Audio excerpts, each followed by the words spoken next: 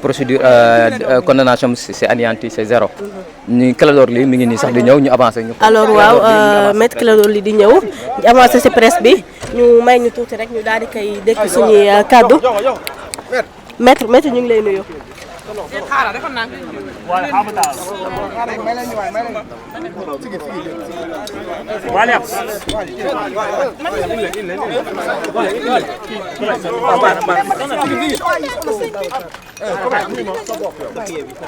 Bon, mun ngeen rapproché wu parce que je suis souffrant et je vais juste faire une petite déclaration. Bon,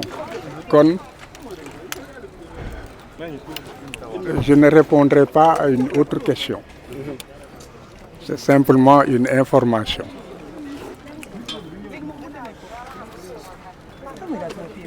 Voilà. Nous sommes dans une situation de non-droit. Tout le monde sait que le leader du PASTEF, Ousmane Sonko, notre client, a été encore une fois enlevé de chez lui avec une brutalité inouïe, indigne d'un état de droit. Manu Militari, il a été conduit au niveau de la BAG, Brigade des Affaires Générales qui dépend de la DIC. Et curieusement, c'est la sûreté urbaine qui a procédé à son interrogatoire. Sous un prétexte fallacieux de vol d'un minable portable qui appartiendrait à une personne qui ferait partie des forces de défense et de sécurité. Après l'interrogatoire, tout le monde a pu constater que c'est un jour non ouvrable,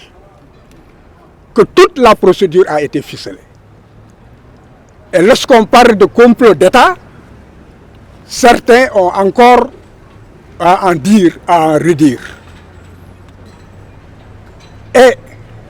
actuellement, le procureur de la République a empêché les avocats de le voir.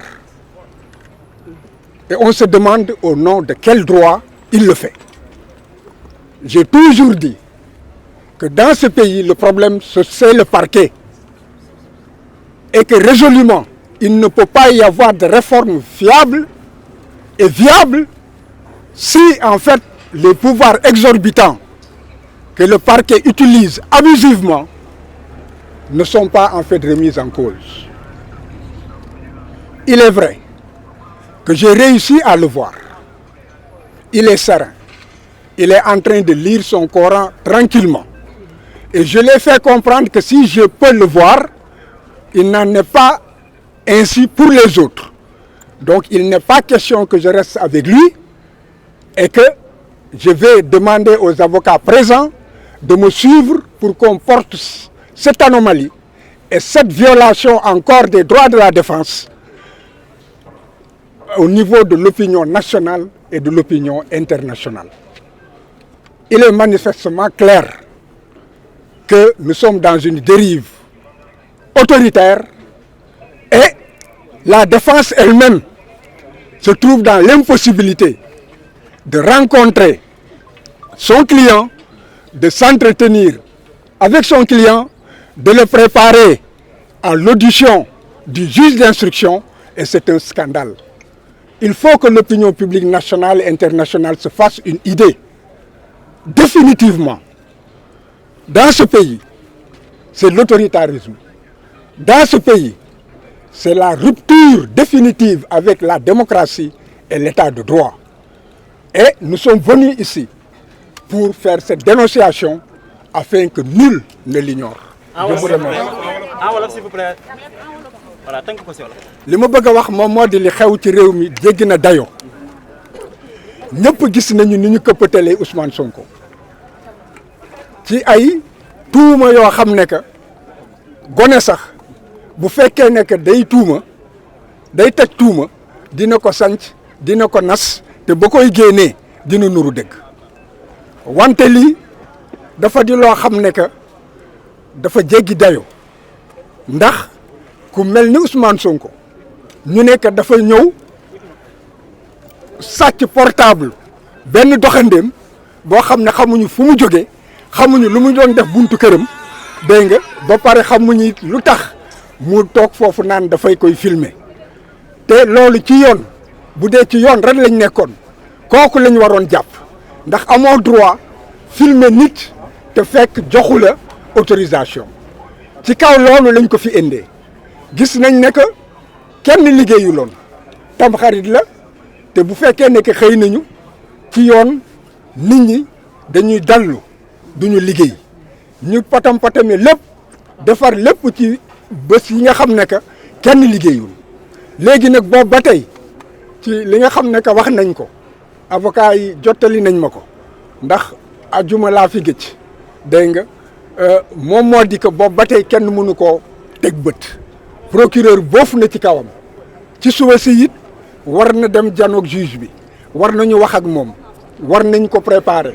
war na mën a xam bu demee lan la fay fekk war na xam bu fekkee ne dem na naka lay tontoo ak sañ-sañ yi nga xam ne ak àq ak yelleef yi nga xam ne que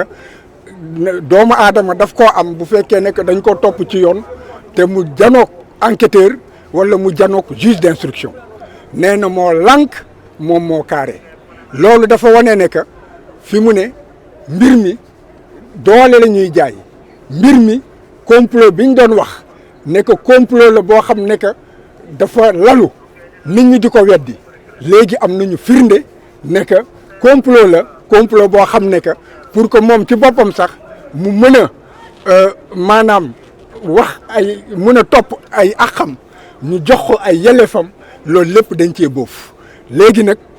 loolu laa bëggoon addina bi yëpp yëg ko man gis naa ko wante amul benn sañ-sañ ne que man rek maa ko war a gis ñëw naa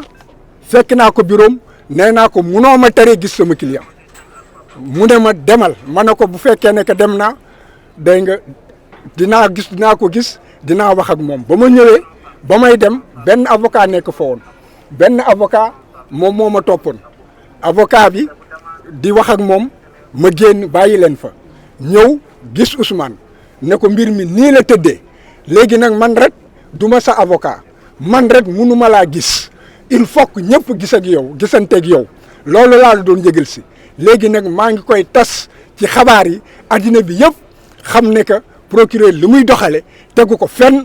te li mu def du yoon ñun ñëpp ñun nga war a toogandoo sottanteeg ñun xalaat ñu xam naka la ñu bu fekkee ne dem nañu kii bañ a jaar fii man ma jaar fële ma dem ba jaar feneen mu yàq sa défense mu ne ma loolu ànd naa ci kon boog demal looloo tax ma ñëw mu ngi foofu nag di liir alxuraanam mu ngi tey mu ngi ànd ak gëm yàlla mu ngi ànd ak Pastef tey la gën a dëgër tey la gën a taxaw ci li nga xam ne que looloo ko yëkkati mu di askanu Sénégal loolu laa xabaar boobu laa amoon lu ma fi. réew mi ñëpp ñoo ko bokk lépp day jeex nañu ànd ak dal ñi ngi def li ñu war def yëpp ngir kilifa yi mën a waxtaan ba nga xamante yàlla dana ko maye mu delluwaat si njabootam te jàmm mën a am ci réew mi loolu mooy samay tànk yi fi indi daal mooy tànk mbokk la tànk xarit la fetlu sama kël sama diggante ak moom bokk ak moom naqar mi ngi koy teg di ko masawu si di masawu njabootam ak fi mu bokk ci parteem di wax rek ni depuis démb si guddi ba léegi li nga xam moom laa war a dox ci diggante kilifa yi ñi ngi ci dox incha allah rafet nañ njortu ni danañ ko bàyyi mu ñibbi këram loolu moom lañ bëgg lépp luñ si man daan ko si def waaye di woo ñëpp ñu ànd dal ak calme ta parce que xam ni jàmm mooy jàmm réew mi te ñu ñëpp ñoo bokk réew mi sa waxoon nga ne médiation bi incha allah li maanaam daal tàmbal nañ ko démb liñ si war a daan ko si def bu neexee yàlla